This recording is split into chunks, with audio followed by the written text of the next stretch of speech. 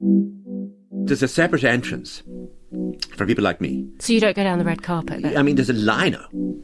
You know, there's an entrance with lino for novelists. Is it red at least? No, not even slightly. It's worn.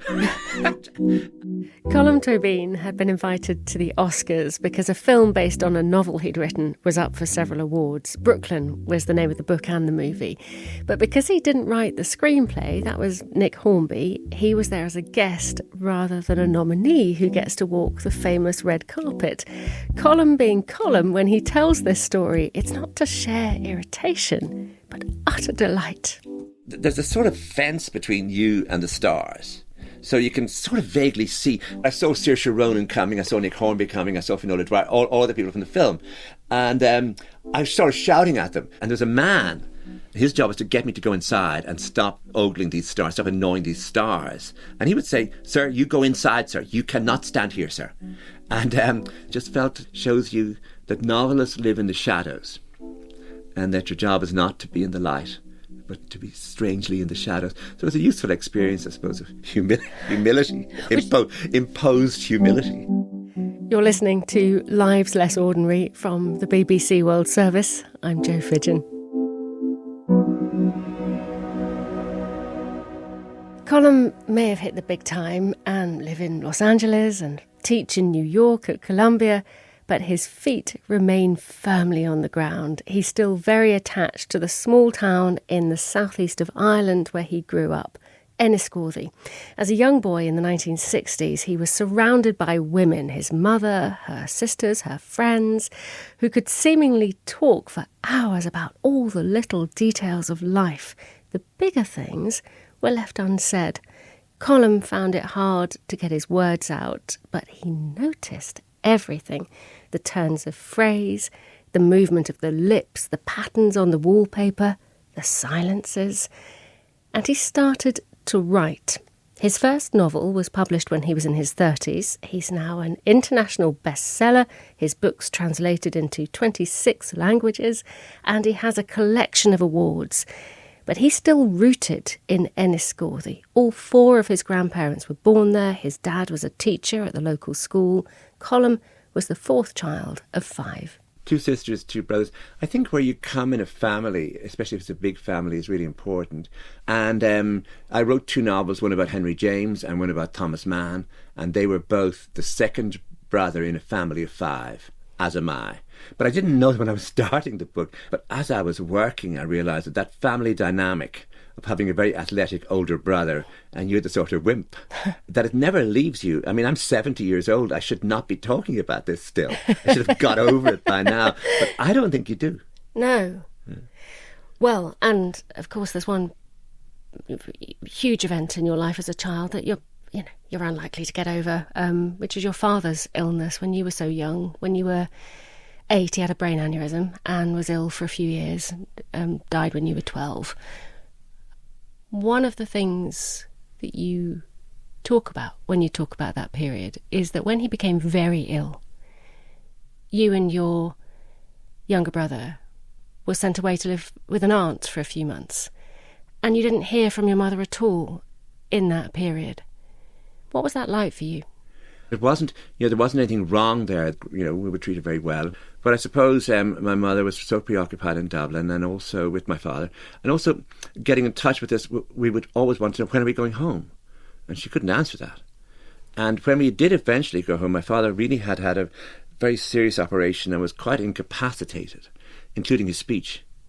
And that was very hard. And then 4 years later, he died. And I think it marked all of us, and people deal with things in different ways. But I think the main thing at that time was silence, that his name ceased to be mentioned in the house after a while. It was all too sad, it was all too hard. And, well, people didn't presume then that children really had feelings. And no one ever noticed, that... no one ever noticed what I was feeling. It wasn't out of badness. I mean, I'm not talking about cruelty or anything like that. Just a sort of silence, a sort of indifference. And so you went into adulthood with this idea that there was something in you completely unresolved, completely undealt with, and that you were sort of carrying it. When you were a boy and around that period of your father's illness, you developed a stammer. Do you think that was connected? Yeah, and they never connected it. In other words, no one ever said, this is why you're stammering. Because you were so traumatised by the absence of both of your parents, by the changes in the house. See, I worked it back later where I realised what teacher I had in school, so I could know what year it was. Some of the business of stammering, you can really learn to control it by your breath, by not starting sentences with hard consonants. But the real problem, if you're a Catholic, is the rosary. That, you see, when it comes to your turn to what's called give out the mystery, you have to say one Our Father, the first part of it, and then the family would go on the second part. 10 Hail Marys and 1 Glory be to the Father. Now, this is every stammerer will know this. You go, Our Father is made for a stammer. It's lovely. You can go straight. Our Father, Hail Mary is just a glory. It's a miracle. Hail Mary. But when you come to glory, and you have to start cold. In other words, it's not as though it's a sentence of your own invention. You can't move it around. You have to say glory. And if you start with glory, cold, and you get stuck so easily with it just does. How do you do the G of glory? And if I'm talking to you, I'll go, oh, glory, it was a funny time. I had to say a glory. I had to do a glory. I can do everything with the word glory, but cold, with the whole family waiting and listening. Oh, my God, he's going to do it again. You've got your head in your hands as you say that. Was it just a dreadful... if I'm tired, big long airplane journey, jet lag is fatal because whatever your, I suppose, defences are, they go down a bit. If you're tired, if you haven't slept properly. My big problem, if someone asks me my name cold, just what's your name? Like in America, it's a big one. I want your name. And they ask it very aggressively, your name. I said, oh my God, I'm going to do this. I'm called, but they don't want to know what you're called. They want to know your name. My name is Colm Tobin. It's a hard C, it's a hard T. And it's absolutely, I wish I'd been called Andrew or something, Andrew O'Murphy would be a perfect name for me. But, yeah. So when this started... how did it affect your daily life? How did it affect, how your family saw you? What was the impact at the time? No one ever said much about anything. In other words, I suppose in that situation around illness and death, the main thing is to get on with things. The main thing is not to be seen to be showing too much emotion. That the main thing is, that the house has to be, really normality has to return. You can't live in grief, really all your life, but then you end up living in silence and denial. That September, my father died in July, and that September I go back to school, to his school, for the first time, the school that he was teaching in. And every evening I wrote a poem. I'd never done that before. But, I wrote a poem, and I was meant to be doing biology and physics and things, and I knew no one else who was doing that. It wasn't exactly lonely, but it was mine. In the same way as a kid might collect stamps and be the only one to do it, but this is me writing poetry. What did you do with your poems? I've got really good advice for anyone. Don't send poems out to anyone when you're 12, because people keep things, I sent them I found a Capuchin magazine called Eirig, which is for young people in Ireland, run by the Capuchin order. It was filled with little essays, and I saw poems in it, and would give your age in brackets after. So I sent them a sheaf of poems, and they were very nice. They sent me back ideas for edits and more or less making clear that they would publish them, and they did soon afterwards. And they used to send me not checks, but little postal orders for amounts of money. And then my uncle was a member of a sort of club in the town that got all the newspapers and magazines, and he saw the magazine, was just flicking through it, and saw my name and my age, and it tallied, and came up to the house, and so, did you write? Because it's you. You hadn't told anybody? No, and I had to say it was, that I had written them. They were very surprised because there were sort of some complex thoughts in those poems, but the problem is the Capuchin order has a very good archive. It kept everything.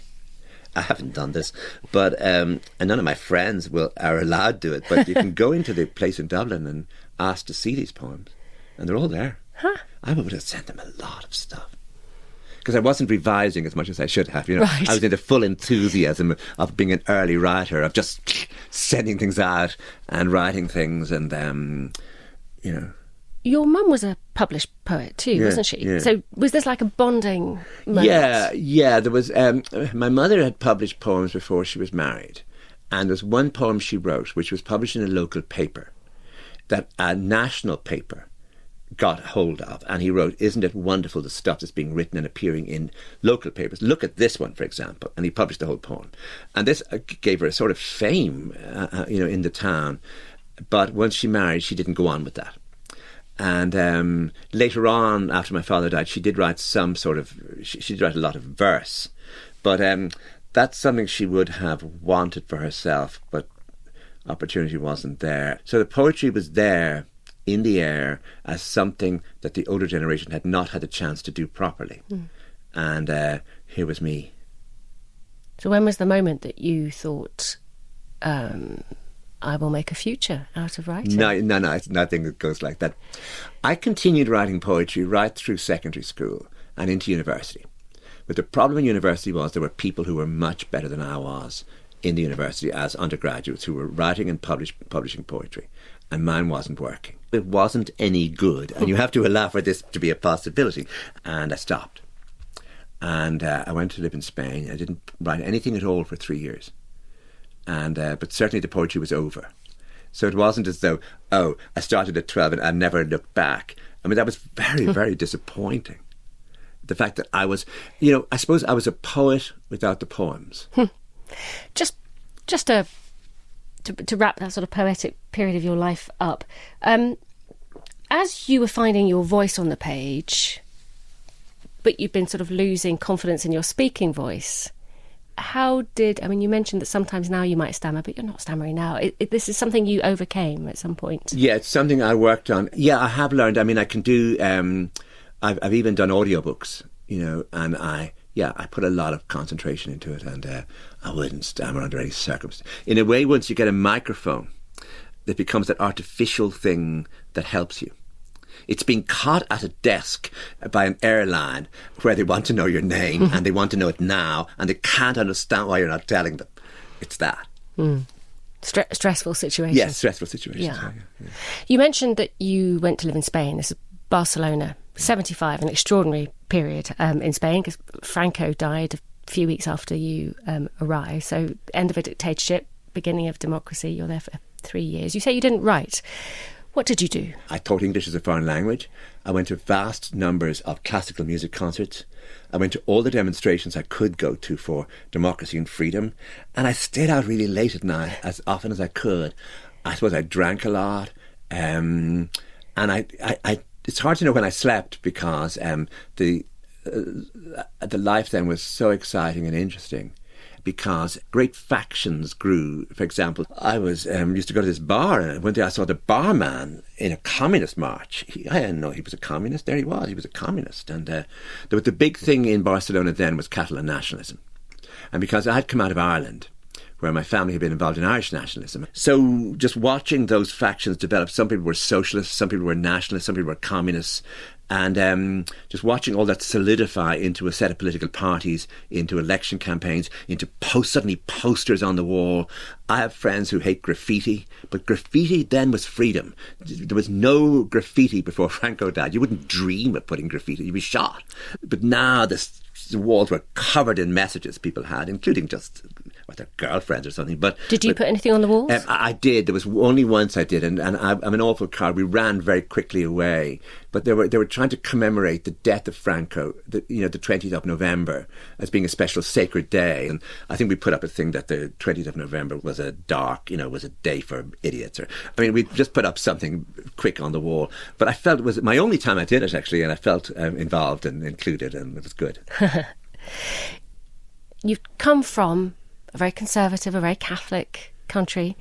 You were a young gay man growing up in Ireland.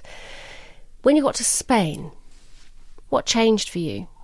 In Barcelona in 1975, it seems almost unimaginable, there were no gay bars. So none of that had been codified. But the streets were filled with guys wandering around. And it very quickly became clear what streets, what time, the sort of coded messages people could send. I was 20 years old, and I was on my own. And it was a very exciting time for that too, because you were just almost everything that was possible happened, both politically, sexually, socially, and in a way intellectually as well, because I was really learning a lot about how another country functioned. Why did you leave? You can't stay, you see, because you can't vote. And you're always going to be an outsider. And I had a boss, a wonderful man called Seamus Farrell, in a place called the Dublin School of English in Barcelona. A myth grew in Barcelona. The very best English is spoken in Dublin, which Dublin people agree with, but I mean, there's no evidence for it whatsoever. And he just said, don't stay here. You know, you must go home. It's a great place to be young, but he really kept arguing with me, don't stay. And so I didn't. Mm. When you went home, though, having had these 3 years of sexual freedom from what you're describing, you're going back to a country where, I'm guessing, you could not be sexually free in the same way. This was a country where homosexual acts were illegal until the 1990s. So how did you approach it? Dublin's always been strange. Homosexual acts were illegal under the same laws that put Oscar Wilde in jail. In other words, that the amount of British case law, you know, all law on Irish independence, all English law became Irish law automatically. And it had never been repealed, but the police had stopped using it by the early 70s. There was no case I knew of where someone was prosecuted for being a homosexual.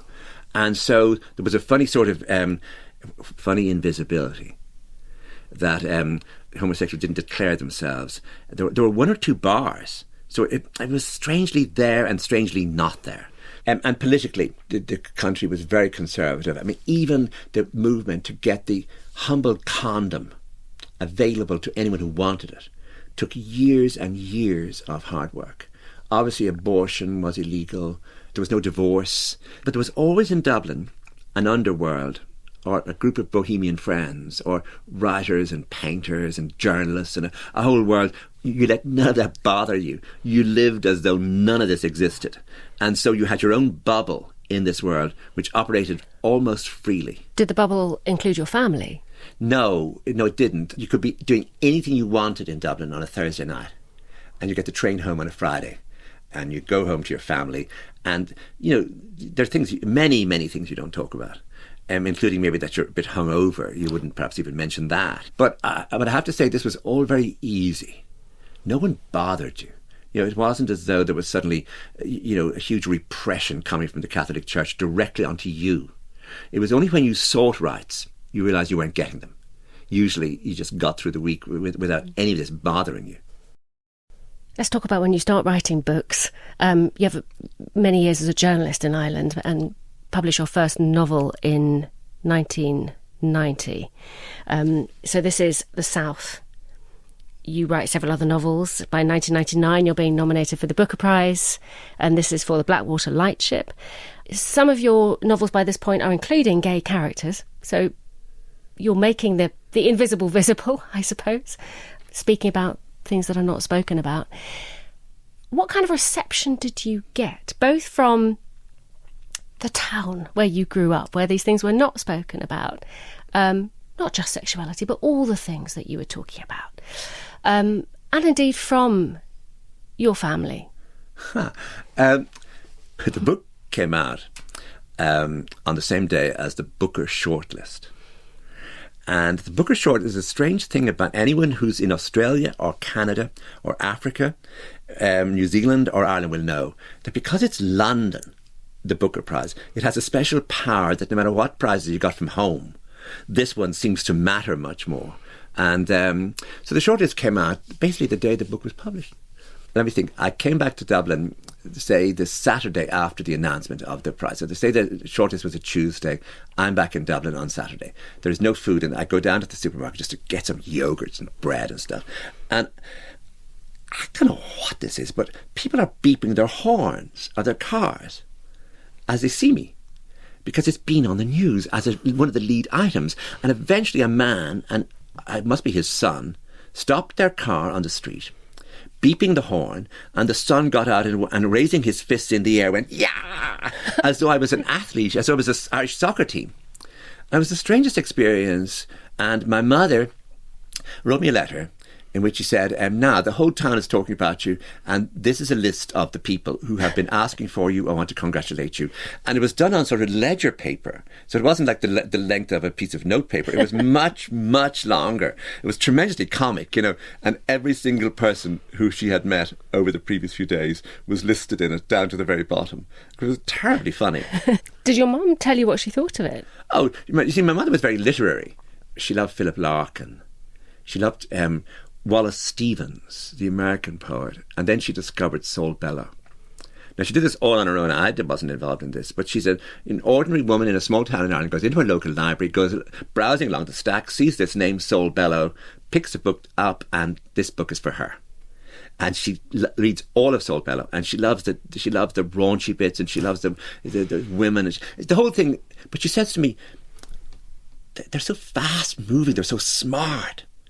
I think what she means is that my books are not fast-moving or smart. So it's her way of saying, I love you and you're my son, but your books are too slow. And I took her point. There was obviously nothing I could do about that. There was only one moment where the very first story I published, there was a woman in the story who, instead of setting the table for all the family, she got all the knives and forks and just put them roughly in the centre of the table, and anyone who wanted one could pick one. My mother always did that. She had no patience for that sort of domestic, nicety. It was just such a waste of time, that setting a table. And she thought, you see, because that was her, she said, people would think all the other things in the story of that woman are also her, which they weren't. But it was an interesting lesson in, just be very careful with what details you're using. Well, you painted this picture of a little boy who sat and watched and listened and took everything in. Which must make you quite a dangerous person to be around. My memory is good, and when you're looking for something in a story, when you're working, you'll raid what's available to you before you start imagining. To this day, there must be people who have read Nora Webster who think, how does he know that about me? But the reason is that you told my mother in 1968. And then, 40 years later, it appears in a book, a tiny detail. There's a novel you wrote before that, Brooklyn, which became a huge success. And in a few years after it was published, was turned into a film, which was nominated for several Oscars. How was the Oscars ceremony? There are two great things in the prize-giving ceremonies in the business. One is the Booker Prize and the other is the Oscars. The Booker Prize, if you don't win, they just turn off the lights on you. There are 6 cameras on the 6 shortlisted writers, and they're big, like it's really in your face. And the speech before the announcement of the winner is so long and is never going to end. And by the time it's almost over, you feel that you have won. There's something terrible about the human optimism, that despite all the evidence otherwise, you think it's going to be me and I better get ready to go up. And then they announce the winner is not you. It's happened to be 3 times, and you don't go up. And what happens is then the lights go off on you, and and you're sort of nobody. And you go to the men's toilet, and people are avoiding you because you're the guy who lost. You're a sort of loser, and nobody wants to be near you. The Oscar one is even stranger because I didn't write the screenplay for Brooklyn. It was written by Nick Hornby, and that suited me, and he did a great job. So he gets nominated for an Oscar. But obviously I don't, because I didn't write the screenplay. But they invite me, and they give me a car for the day. So I'm in Los Angeles with a car. I can have the car until I finish. So I want to go to Mexico, of course, but they don't say, no, don't push your luck on this. And there's a separate entrance for people like me. So you don't go down the red carpet then? There's a lino. There's an entrance with lino for novelists. Is it red at least? No, not even slightly. It's worn. And so that there's a sort of fence between you and the stars. So you can sort of vaguely see. At one moment, if I put my hand over the fence, I could have touched Charlotte Rampling on her head. But I don't think she wanted that, so I didn't do it. And I went to some of the parties, the Vanity Fair party and the other parties. But my problem is that I didn't really know who people were. I think I saw Elton John, but it may have been someone just like him.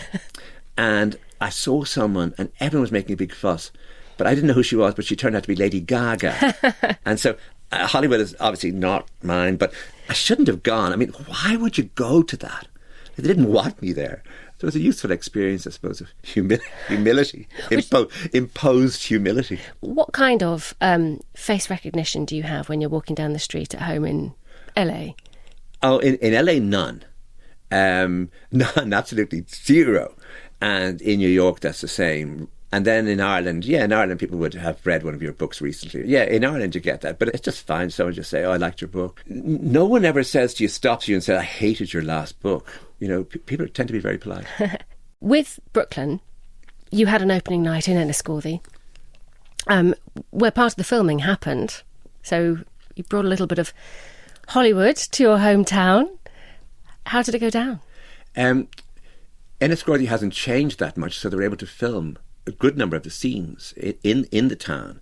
So the film opens with Saoirse Ronan coming out of the door of her house, which is very clearly John Street in Enniscorthy coming into Court Street. And so I remember those streets as a kid. I wrote them in a novel. The screenwriter put them into the screenplay. The director directed them in those same streets. And now the problem is the producers have said there's no cinema in Enniscorthy. We'll show the film in Wexford and people can come down in buses. And I have to explain, no, people won't go. That, you know, like Enniscorthy is so... They just won't go to another town for this purpose. And so they built a sort of cinema in the ballroom of the local hotel. And there were 2 screenings that night and people dressed up. It didn't say on the invitation dress up, but the men came in, you know, I suppose it's, what's it called, evening dress. And the women came looking elaborate. I mean, Lady Gaga is nothing to what the women of Enniscorthy wore that night. People really, the rig-outs were astonishing. We all of us looked much better than anyone looked in Hollywood. And there was a moment when the film opened and Saoirse comes out the door. And people gasp because it's just beside where they live. And anyway, it was a great night and the hotel bar stayed open until... I don't know what time, but late. It was lovely. It was all lovely. Yeah. And you were the town hero, I'm guessing. Well, yeah, but it was... That's putting it a bit strong. People just know you and it's just fine. Yeah. You, that same year, so 2015, same year Brooklyn came out, was also the year that Ireland had a referendum on same-sex marriage. And you were a very prominent person in Ireland and had strong views that Ireland should vote yes. I'm interested in how you made the case, the way you approached it. Well, I think there was a strategy from those who were running the campaign that we could lose very easily by annoying everybody. In other words, a group of gay men and lesbians demanding our rights, and people could decide, well, that's nothing to do with me. A lot of thought was put into this, and decided that basically telling gay men like me, don't speak, just go quiet. It might be hard for you to go quiet, but get your mother to speak, get your sisters to speak, get your aunt, get your grandmother to speak. In other words, what we're doing is we're taking 2 words back from the Catholic Church, if they don't mind: love and family. They're ours. And we want our love to be recognised in the same rituals as straight people. You know, if we want a wedding, we want it for a good reason. We want to be recognised. We want to be seen. And the second thing is, we will then make a family because we will be a married couple. We live in our families, which is people in Ireland do. So the campaign became very gentle and very sweet. The opposite side, the people who wanted people to vote against this, they did not insult anybody. They did not call us names. They were just worried about the idea of marriage being diluted if it was going to be given to people who were not automatically going to have children. It's a very weak argument, actually, and they made it weakly. I felt sorry for them sometimes. But on the other side, it was amazing the number of people who came out then. Leo Varadkar, who was a minister in the government, who later became Prime Minister in Ireland, came on the radio one day and said, well, as a gay man. I said, Leo, what? And he did this deliberately. I didn't know he was gay until he said it on the radio. Another former minister in the other party came out as well. A famous woman on TV news came out as a lesbian. And I felt maybe the whole country, one by one, the whole entire nation of Ireland was going to come out one. But that was very important because these people were central figures in our society. And the former president of Ireland, Mary McAleese, she had twins, one of whom was gay, the other wasn't. And she said, what am I going to say to the one who's gay that if he wants to marry his partner? So I did a thing on the radio and I used a tone, I hope I did it properly, that was slightly melancholy, saying, I'm used by the Irish government, by the foreign affairs, as sort of to represent the country at various places. And yet, the very thing that matters most to me, which is my love, cannot be recognised. What have I done to you that you would not vote for me to have this right? Like, what am I? What is wrong with me? Like, could you name it for me? And, it's a great sadness to have to live in this. And it could change, and that would be a great moment. And so I think it was 64%. Said yes. Said yes. And this is a referendum. It wasn't the government imposing some sort of liberal values on a conservative society, or it wasn't an instruction from the European Union. It was done in Ireland by Irish people in a very particular way. Have you married? No, but I should. I keep meaning to. And I did propose marriage to my partner in the Sistine Chapel. That's a pretty good setting. There's a way, if you pay extra money, you can get into the Sistine Chapel earlier. So there weren't very many people there. It was about 8:05 in the morning, and right under the whole, in the whole ceremony, the great beauty of the Sistine Chapel. I'm a Catholic. I couldn't do this. There's nothing in the Bible. There's nothing in the New Testament saying you cannot propose to your partner in the Sistine Chapel. And so I did. And Hetty agreed to this, and so yeah, we should do the ceremony. I keep wanting to go to Vegas for a weekend. How long ago did you propose? That's a while ago. I've got to do something. I'm glad you raised it because it's on my conscience. Why we won this right? Why don't we just use it now? Another very major event in your life that we should touch on. A few years later, 2018, and you get cancer, a particularly aggressive testicular cancer, which spreads to a lymph node in your lung. How did you take that news? The oncologist said to me in a very calm voice, "We've never lost anyone to this," meaning testicular cancer. So I took him at his word on that. And there was one funny moment where there's a nurse who's appalled by some side effect that this very aggressive chemotherapy is having, and she's really concerned, and a young doctor comes into the room and looks at the whole situation and said, no, don't worry for a moment about this. This treatment is curative. And when I heard her saying that, meaning that the aggression of the treatment was to cure the thing, was to get rid of it. It wasn't palliative, it wasn't controlling it. So I took them at their word, and I have to say some of the treatment was, anyone who's been through chemo knows, in a way that people who haven't been through it don't know, that it creates a thing, the only word I could think was a sort of permanent anguish. It gets into your brain in a funny way and brings you into it's hardly depression, because it seems more, maybe it is, but it's more active than that. I used to just get me through the next 5 minutes. Get me through the next 5 minutes.